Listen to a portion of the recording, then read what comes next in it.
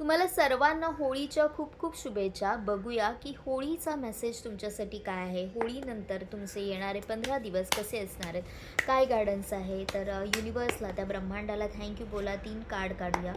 Okay.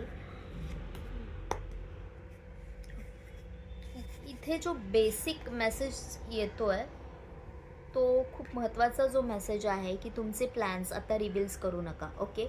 तुम्ही एक बरोबर अगदी छान व्यवस्थित चाललेला आहात पुढे, पण तुम्हाला तुमचे जे प्लॅन्स आहेत ते सध्या कोणालाही सांगायचे नाही आहेत.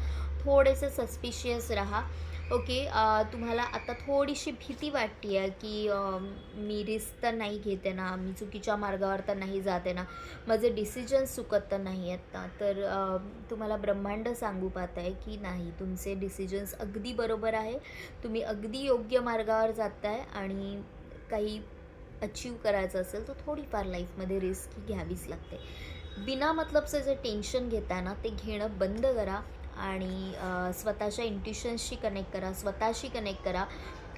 तुम्हाला स्वतःला काय फील होतं आहे ते समजून घ्यायचा प्रयत्न करा, ना की लोक तुम्हाला काय सल्ले देतात ते.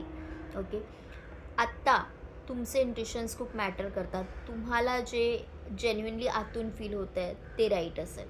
सो तुमचे प्लॅन्स बेटर आहेत की कोणाला सांगूच नका. तुम्ही तुमच्या डोक्याने, तुमच्या मनाने सध्या जे करताय ते कंटिन्यू करा आणि युनिवर्सला थँक्यू बोला.